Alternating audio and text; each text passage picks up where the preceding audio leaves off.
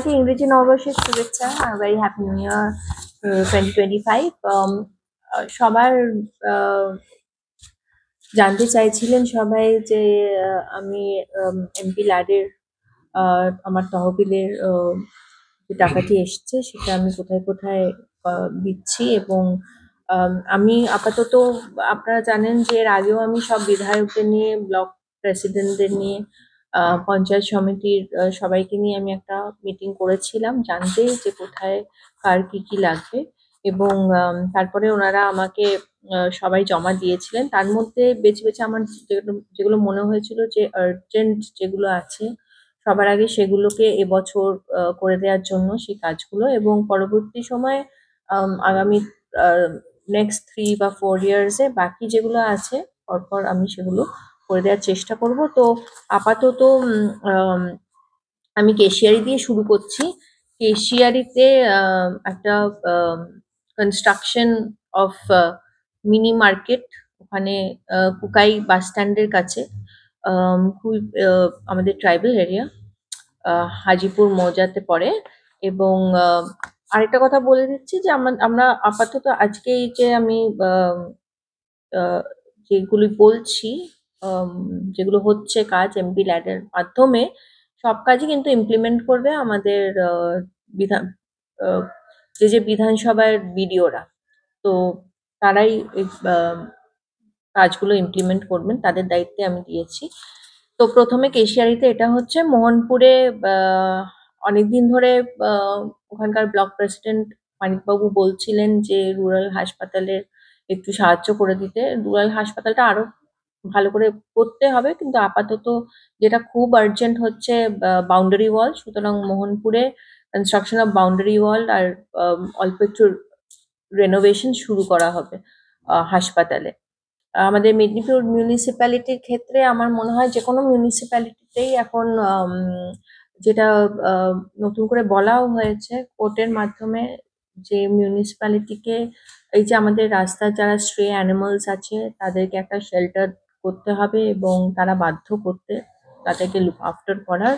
তো আমি একজন অ্যানিমাল লাভার, এবং এর আগে আমি এমপি ইলেকশনে ক্যাম্পেনিং এর সময় আমি বলেছিলাম যে if I come as an elected member of the parliament, I'll definitely look into the matter. So my first যেটা আমি মেদিনীপুর মিউনিসিপ্যালিটিতে করতে চাইছি হচ্ছে একটি শেল্টার হোম করা হচ্ছে for injured and destitute animals.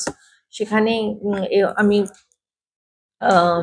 সেখানে 25 লাখ টাকার মতো এখন দিচ্ছি।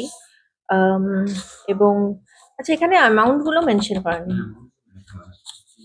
আচ্ছা, অ্যামাউন্টটা আচ্ছা, তো কম বেশি মেদিনীপুর মিউনিসিপ্যালিটির ক্ষেত্রে আমি বলেই দিচ্ছি, আপাতত 25 লাখ টাকা দেওয়া হচ্ছে শেল্টার হোমের জন্য। বাকি আরো কিছু টাকা আমি পরবর্তীকালেও দেব, কারণ আমার মনে হয় যে মেদিনীপুরে এটা খুবই দরকার, এবং যাতে শুধু মেদিনীপুর শহরের নয়, ধরুন শালবনী বা সদর থেকেও অ্যানিমালসরা এখানে আসতে পারে শেল্টারের জন্য, ট্রিটমেন্টের জন্য। এছাড়া মেদিনীপুরের আমাদের সদরে, মেদিনীপুরের ওখানে কঙ্কাবতী হল, কমিউনিটি হল আছে, খুবই ইম্পর্টেন্ট একটি হল। ওখানে অনেক অনুষ্ঠান হয়, অনেক আমাদের মিনিস্টাররাও এসে ওখানে অনুষ্ঠান করে যান, কিন্তু ওটার একটা আপগ্রেডেশন দরকার। সেই আপগ্রেডেশনের জন্য অনেকদিন ধরে ওনারা বলছিলেন, গ্রামের মানুষরাও বলছিলেন, তো ওটার জন্য তহবিল থেকে দেয়া হচ্ছে। মেদিনীপুর সদরে construction of road from Kalinagar Sanjay বারদবই বাড়ি টুয়ার্ডস চাকদৌলত পিচ, একটা পিচ রোড, সেটারও একটা ডিমান্ড ছিল, সেটাও দেখে দেওয়া হচ্ছে। এবং construction of road from Rashed আলীর বাড়ি থেকে ইয়াসিন মাল্লিকের হাউস, এটা মনে হয় আমাদের এটাও সদরেরই, মেদিনীপুর সদরেরই একটি রাস্তা, সেটাও দেখে দেওয়া হচ্ছে। কারণ মাননীয় মুখ্যমন্ত্রীও বলেছিলেন যে ছোট ছোট রাস্তাগুলো যদি আমরা আমাদের এমপি ল্যাড থেকে করে দিতে পারি সেটা ভালো। ওনারও একটা ইনস্ট্রাকশন ছিল, তো সেই জন্যই এগুলো করা হচ্ছে। খড়গপুর 1-এ আবারও হিজলি কলেজ থেকে প্রিন্সিপাল বলেছিলেন যে একটি ওনাদের যদি কমিউনিটি হলটাকে সুন্দর করে একটু কনস্ট্রাক্ট করে দেওয়া যায়, সেই জন্য হিজলি হলে মানে হিজলি কলেজের কমিউনিটি হল করা হচ্ছে খড়গপুর 1-এ। দাঁতন 2-তে আমরা আবারও রাস্তা বানানো হচ্ছে। ব্রুনি শিব মন্দিরের একটা পিচ রাস্তা বানানো হবে পুরুষোত্তমপুর অব্দি। দাঁতন 2-তে তালদা প্রাইমারি স্কুলের একটি বাউন্ডারি ওয়াল করে দেওয়া হচ্ছে। দাঁতন 1-এ construction of classrooms Kotpara primary স্কুলে। আবার কনস্ট্রাকশন অফ ক্লাসরুমস হবে দাঁতন হাই স্কুলে। শালবনির ক্ষেত্রে আমরা একটি অনেকদিন ধরে বলা হচ্ছিল, তখন এমএলএ যখন ছিলাম তখন হয়ে ওঠেনি করা। ইচ্ছে ছিল যে করে দেব রাস্তাটা, কজওয়ে ব্রিজ। এটা অনেক দিন ধরে পেন্ডিং আছে, নানান কারণের জন্য করা হয়ে উঠছিল না। তো construction of vented causeway bridge at Parangkhai in between Jugdita আর গোয়ালদিঘি, এটা খুবই ইম্পর্টেন্ট। এটা হলে পরে গ্রামবাসীরা খুবই এতে উপকৃত হবেন, সেই জন্য এটার একটা ইনিশিয়েটিভ নেওয়া হয়েছে এমপি ল্যাডের মাধ্যমে। নারায়ণগড়ে কনস্ট্রাকশন ওয়ার্ক হচ্ছে, যেটা বেলদা স্টেডিয়াম, মস্ত বড় স্টেডিয়াম। বেলদা স্টেডিয়ামের জন্য ওখানকার বিধায়ক সূর্য অট্ট বলেছিল আমাকে, ক্যাম্পেনিং এর সময় বলেছিলেন যে এমপি হয়ে গেলে কিন্তু এটা একটু দেখে দিতে হবে। ওটা ওখানকার যারা আমাদের ছেলেমেয়েরা আছে ওদেরও একটা ইচ্ছে যে ওখানে স্টেডিয়ামটা আর একটু ভালো উন্নত মানের হোক, তো সেই জন্য ওখানেও একটা আম, বেশ ভালো অঙ্কের টাকা দেওয়া হচ্ছে, অলমোস্ট 60 lakhs। আর এগরাতে একটি কমিউনিটি হল করতে বলা হয়েছে, তো ওখানকার বিধায়ক বলেছেন তরুণবাবু। তো আপাতত এগুলো আছে, এখানে আরো অ্যাড হবে আরো কয়েকটি জিনিস, তো তখন আপনাদের জানিয়ে দেওয়া হবে। আপাতত এটা আমার এমপি ল্যাড থেকে করা হচ্ছে, আবারও বলছি যে ইমপ্লিমেন্ট ভিডিও করবে। হ্যাঁ, কত কোটি কত আছে টোটাল মোটামুটি আমার তো 5 কোটি আমি পাই, তার মধ্যে অলরেডি এখানে যা আমি বললাম 3.5 crores প্লাস মাইনাস আছে দেয়া। কতগুলো প্রজেক্ট হবে? 14টা, আপাতত 14টা, আরো আরো 2-3টে বাড়বে, 2-3টে আরো বাড়বে। আমি চেষ্টা করব যে পুরোটাই যাতে করে দিতে পারি। রেলওয়ের সঙ্গে বেশ কয়েকটা বৈঠক করলেন। রেলওয়ের সঙ্গে একটা খুবই ইম্পর্টেন্ট আমাদের বৈঠক হয়েছিল। তার আগে বলে দিই যে আরেকটা ভালো সুখবর, সবার সঙ্গে তো দেখা হয়নি আমার, যেদিনকে আমি এসেছিলাম 6 তারিখে। তো 26 তারিখে আমি তো এখানে এসেছিলাম, আমি গিয়েছিলাম ঠাকুরদাতে খন্ডইতে একটি প্রোগ্রাম করতে, মেলা ওই দিকটাই ছিলাম। তো তখন আপনারা সবাই জানেন, নিশ্চয়ই গিয়েওছেন, যে ওখানে যে রাস্তাটা একটা 16 কিলোমিটারের যে একটা খুব খারাপ রাস্তা, ভাঙাই বলতে গেলে, ওখানে খুবই প্রবলেম হচ্ছিল সবার কমিউট করতে। তো ওখানে তো আমি কথা দিয়ে এসেছিলাম যে অবশ্যই মানে ক্যাম্পেনিং এর সময় আমি বলেছিলাম যে রাস্তাটা অবশ্যই আমি বলবো, মাননীয় মুখ্যমন্ত্রীকেও বলবো যে রাস্তাটা যাতে তাড়াতাড়ি করে দেওয়ার জন্য। এবং 26 তারিখে যখন আমি গেলাম তখনও দেখলাম যে আরো খারাপের দিকেই যাচ্ছে। তো আমি ফিরে এসে কলকাতায় ফিরে গিয়ে আমি আমাদের চিফ সেক্রেটারি সাহেব এবং আমি ডিএম কেও ফোন করেছিলাম, ডিএম স্যারকে। তো আমি ওনাকে আবারও একটু রিকোয়েস্ট করলাম, একটু জোর দিয়ে রিকোয়েস্ট করেছিলাম যে এই রাস্তাটা আর আর রাস্তাগুলোর চাইতে এই রাস্তাটা সবার আগে করে দেওয়া উচিত। কারণ আমার যেটা মনে হচ্ছিল যে ওই রাস্তার ওপর দিয়ে গেলে ওটা এতটাই খারাপ অবস্থায় আছে, যে ওখানে যদি কোনো পেশেন্ট পার্টি যদি কোনো পেশেন্ট নিয়ে যায় তাহলে ওই ধরনের রাস্তায় অসম্ভব যাওয়া। তো ওনার এইসব অনেক কিছু মাথায় রেখে আমি ওনার সঙ্গে কথা বলি। 6 তারিখে যখন এলাম তখন একটা সুখবর দিল যে 6 তারিখেই, মানে 6 দিনের মাথাতেই রাস্তাটা স্যাংশন হয়ে গেছে। এবং খুব ভালো লাগছে যে মানে আবারও আমি কথা দিয়ে কথা রাখতে পেরেছি, এটাতেই ভালো লাগছে। এবং তার জন্য ধন্যবাদ জানাচ্ছি মমতা দি, এবং আমি চিফ সেক্রেটারি সাহেবকেও ধন্যবাদ জানাতে চাই আপনাদের মাধ্যমে, ডিএম স্যার সহ। আর রেলওয়ে নিয়ে আমাদের খুব ইম্পর্টেন্ট একটা ফার্স্ট মিটিং হলো। আমাদের নতুন যারা আমরা ইলেক্টেড মেম্বার, শুধু লোকসভার না রাজ্যসভারও, আমরা যারা যারা আদ্রা ডিভিশন আর Kharagpur division south eastern railway আছি, সেখানে জিএম সাউথ ইস্টার্ন রেলওয়ে। তার আমাদের দুজন ডিআরএম, আদ্রা এবং খড়গপুরের ডিআরএম দুজনে ছিলেন উইথ অল দ্য পিএইচওডিস। একটু খুবই বড় মিটিং হয়েছে, শুধু আমরা ওয়েস্ট বেঙ্গলের না, ঝাড়খণ্ড, উড়িষ্যা ওখানের এমপিরাও এসেছিলেন। আর আমাদেরকে বলা হয়েছিল যে আমাদের এজেন্ডাতে দিতে যে আমাদের কি কি কাজ আম, মনে হয় যে ওনাদের আহ, দিয়ে ওনাদেরকে জমা দিতে বলেছিলেন। তো আমি দিয়েছিলাম অনেকগুলো, যেখানে যেখানে আমার মনে হয়েছিল, যেমন জগন্নাথ এক্সপ্রেস যেটা বন্ধ হয়ে গেছে দাঁতনে, সেটা আমি পার্লামেন্টেও বলেছিলাম, সদনে, আহ, আমার স্পিচের সময়, যে এটা যদি চালু করে দেওয়া যায়। এটা আবারও আমি বলেছি। এবং তাতে ওনারা রিমার্কস দিয়েছেন যে অবশ্যই ওটা ওনারা দেখছেন এবং ওটা হয়তো হয়ে যাবে।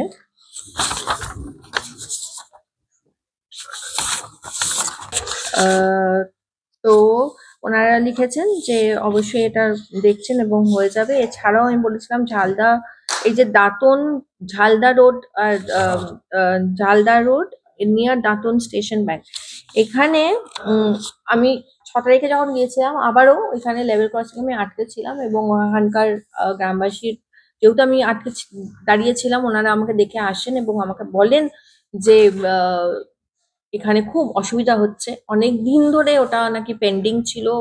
এর আগের এমপি কেও বলা হয়েছিল, যিনি ছিলেন, কিন্তু কোনো কাজ হয়নি। তো আমি সেটাও বলেছি, কারণ ওখানে আবারও সেম প্রবলেম। ওখানে একজন প্রেগনেন্ট মা ওখানে আহ, হাসপাতাল অব্দি পৌঁছতে পারেনি। ভেরি স্যাড কেস যে she had passed away there itself, because ওখানে কোনো ফ্লাইওভার বা আন্ডারপাস নেই। তো আমি সঙ্গে সঙ্গে এসে এটাও আমি দিয়েছি এবং ওনারা লিখেছে যে উম, ওখানে আন্ডারপাস না করে, এটা খুবই ভালো প্রপোজাল আমার মনে হয় ওনাদের তরফ থেকে। আর আমার ভালো লাগলো যে আমি যে যে প্রপোজাল গুলো দিয়েছি ওদেরকে, সবই আমি খুব পজিটিভ ফিডব্যাক পেয়েছি রেলের তরফ থেকে। So I am very happy about it.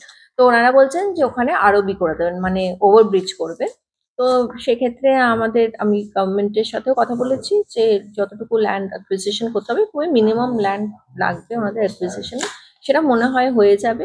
তো আশা করা যাচ্ছে যে ওখানে একটা আহ, আরবি হয়ে যাবে in the coming 1.5 years or 2 years। আর সোনা কোরিয়া মোহনপুর রোড, ওখানেও একটা ওভারব্রিজ এর আমি আবেদন রেখেছিলাম, ওটা ওনারা দেখছেন। এছাড়া আপনাদের যেটা শহরে তাঁতিগ এরিয়ার ওখানে একটা যে আমাদের লেভেল ক্রসিং, আমরা সবাই নিশ্চয়ই, আপনারা যারা যারা এখানে উপস্থিত আছেন, আমার প্রেসের ভাইরা, আপনারাও ফেস করেন যে ওখানে লেভেল ক্রসিং করলে মানে 8 ঘন্টার আগে 25 মিনিটের আগে আমরা কেউ ওখান থেকে বেরোতে পারি না। তো সেটাও আমি লিখেছিলাম এবং আম, ওনারা ওখানে সাবওয়ে করছে, মানে আন্ডারপাসের মতো আরেকটু বেটার, যাতে 4 চাকার গাড়ি, 2 চাকা, সাইকেল সব যেতে পারে। ওটা ওরা দেখছে, ওটা অলরেডি স্যাংশন হয়ে আছে, জাস্ট কাজ শুরু করবে। আম, এছাড়া যেগুলো করা আছে অনেকগুলো, আমি আপনাদেরকে পরবর্তীকালে আপনাদের সেগুলো শুরুতেই আপনি লিখে দেব, কারণ এত কিছু বলা হয়তো আপনারা সেগুলো দেখাতে পারবেন। স্বাস্থ্য কেন্দ্রের অবস্থা বেহাল হ্যাঁ, আমাদের মেদিনীপুর আর শামসুদের। বেটারমেন্ট না, আমি এটা ডিরেক্টলি আমি দিদিকে এবং আমাদের চিফ সেক্রেটারি সহ আমাদের যিনি প্রিন্সিপাল সেক্রেটারি আছেন, সৌরভ বাবুকে আমি আমাদের পুরো এখানে যে মেডিকেল ফেসিলিটিস এর স্বাস্থ্যকেন্দ্র সমেত আমাদের মেডিকেল হাসপাতাল সবকিছু নিয়ে একটা আমি ঠিক করেছি যে একটা আহ, লিখিতভাবে জমা দেবো। আপনি শুরুতে এই প্রথম বক্তব্যে খড়গপুর শহর রেল বস্তি নিয়ে শুরু করেছেন, হ্যাঁ, সেটার কি প্রক্রিয়া? রেল বস্তির যেটা প্রোগ্রেস ওনারা আমাকে লিখিতভাবে দিয়েছেন মিনিস্ট্রি থেকে, যে ওনারা তো সেইভাবে কখনো রেলের জমি ওরা তো দেয় না। তো ওরা যেটা লিখেছে যে ডিআরএম এর সঙ্গে আমাকে আবারও বসতে হবে এবং আমি এবারেও বলেছি ডিআরএম সাহেবকে, চৌধুরী সাহেবকে, যে আমরা একটু জায়গাগুলো একটু ইন্সপেকশনে উনি আর আমি মিলে যাব। শুধু রেল বসি না, অনেকগুলোই আছে, রেল কোয়ার্টার আছে, গোলবাজার মার্কেট আছে, অনেকটাই আছে। তো উনিও রাজি হয়েছেন। তো এই আমাদের তো সামনে একটা ছোট্ট সেশন হবে জানুয়ারি মাসে। তো বিটুইন বাজেট সেশন, লম্বা যে বাজেট সেশনটা, তার আগে আমি চেষ্টা করবো ডিআরএম এর সঙ্গে একটা ইন্সপেকশনে যাওয়ার জন্য। মেডিকেল কলেজে এখন একটা প্রস্তুতি নিয়ে আমি আজকে গিয়েছিলাম হাসপাতালে, আমার মনে হয়েছিল আমার সেখানে যাওয়া উচিত। এবং আমি দেখে এসেছি। জেনারেল ওয়ার্ডে দেখলাম মায়েরা যারা যারা আছেন, মা এবং শিশুরা সবাই মোটামুটি ঠিকঠাক আছে, ভালো আছে। এনএস আর আরএল যে ড্রিপ চলছে আপাতত, সেগুলো বাইরে থেকে কিনে আনা হচ্ছে। আজকে আমার মনে হয় আজ বা কাল আমাদের মাননীয় মুখ্যমন্ত্রী উনি নিশ্চয়ই একটা প্রেস কনফারেন্স করে আপনাদের আর সবাইকে অ্যাড্রেস করবেন। আম, আহ, পূর্ণাঙ্গ তদন্তের জন্য তো একটি টিম পাঠানো হয়েছিল কালকে, আপনারা সকলেই জানেন, আপনারা সবাই সেটা কাভারও করেছেন। তো মাননীয় মুখ্যমন্ত্রী বলেছেন যে অ্যাজ সুন অ্যাজ কমিটি যারা এসেছিলেন তারা যখনই রিপোর্ট দেবেন সঙ্গে সঙ্গে স্ট্রিক্টেস্ট অ্যাকশন উনি নেবেন। এই ঘটনার জেরে কি মানুষ সরকারি স্বাস্থ্য ব্যবস্থার প্রতি আস্থা হারাবে? না, আমার মনে হয় না। কারণ আহ, দেখুন, আহ, এই ঘটনাটা আমার মনে হয় অ্যাজ এন ইন্ডিভিজুয়াল যে না না ঘটলেই ভালো হতো। কিন্তু অ্যাক্সিডেন্ট ইজ অ্যান অ্যাক্সিডেন্ট, বা যে কোনো ঘটনা যেটা ঘটে যায় সেটাকে তো আমরা আবার রিওয়াইন্ড করে সেটাকে তো আন্ডু করা যায় না। কিন্তু এরকম ঘটনা যাতে আগামী দিনে বা ফিউচারে না ঘটে, তার জন্য আমি রিকোয়েস্ট করব দিদিকে, আমাদের অনারেবল সিএম কে, যে সেই ব্যবস্থা যেন উনি নেন। আর আই এম ভেরি শিওর যে তিনি সেটা নেবেন, কারণ তিনি বারবার বলেছেন যে তিনি জাস্ট ওয়েট করছেন যে রিপোর্ট কি আসে ওনার হাতে, এবং যেই রিপোর্ট আসবেন I am sure she will take necessary action. এই ক্ষেত্রে দেখা যায় একে অপরের ঘাড়ে দোষ চাপানো হচ্ছে, এর ভুল দেখুন, দোষ তার, আমরা হিউম্যানস হিসেবে এটা আমাদের একটু নেচারের মধ্যে পড়ে। আর অনেক সময় দেখা যায় যে সব সময় ঠেলে দেওয়ার একটা টেন্ডেন্সি থাকে হিউম্যান নেচারে। কিন্তু আমি বলবো এর মধ্যে না পড়ে এখন let's move forward and let's, যাতে বেটার সিস্টেমটা যাতে বেটার হতে পারে। সিনিয়র চিকিৎসকদের অনুপস্থিতিটা সব থেকে বেশি বড় সমস্যা এই মেদিনীপুর মেডিকেলে। এটা সব সব আমার মনে হয় যে দিদির কাছে সব রিপোর্টটাই যাবে, পুরো রিপোর্টটা যাবে। আমি তো বললাম আপনাদেরকে যে আমিও একটা as a public representative, elected representative, আমারও এটা দায়িত্বের মধ্যে পড়ে। আমি ওনাকে লিখিতভাবে দেব আমার অবজারভেশন কি কি আছে, কিভাবে আরো বেটার হতে পারে মেডিকেল ফ্যাসিলিটি সিস্টেম, যেটাই আপনারা বলুন। শুধু শহরে নয়, পুরো এলাকা জুড়ে স্বাস্থ্যকেন্দ্রগুলো, যেখানে যেখানে আমার মনে হবে যে এই জায়গাগুলো ইমপ্রুভ করার জায়গা আছে, আমি নিশ্চয়ই আমার অবজারভেশন ওনাদেরকে লিখে পাঠাবো। একটি শিক্ষক ছাত্রের অস্বাভাবিক মৃত্যু হলো, মাঝে মাঝে এরকম ঘটছে। খুবই খারাপ লাগছে, আমি জানি আজকে হয়েছে। আর খুবই, মানে কি বলবো, আমিও একজন মা। Firstly my heart fail condolence to the family. একটি মাত্র ছেলেকে হারানোর দুঃখ কষ্ট, এটা তো মানে বুঝতেই পারছেন, আপনাদের সবারই বাড়িতে ছেলেমেয়েরা আছে। আম, আমার মনে হয় যে এর একটা প্রপার তদন্ত হওয়া দরকার ইনস্টিটিউটে। পরিকাঠামো বদলের কোনো চিন্তা ভাবনা করা যেতে পারে? কিসের, আইআইটি? হ্যাঁ। দেখুন, এটা তো ওনাদের তো বোর্ড আছে, আর IIT falls under central government. তো সেখান থেকে আই ফিল যে education ministry of the central government should take measures and send a committee তদন্তের জন্য। তো এখানে বারবার যখন হচ্ছে এটা, আম, সেই ক্ষেত্রে আমার মনে হয় যে ওনাদেরও পাঠানো উচিত কাউকে এখানে, একটা কমিটি বসানো উচিত। আর অবশ্যই এটা আমি যদি চান্স পাই তাহলে লোকসভাতে তুলবো ম্যাটারটা।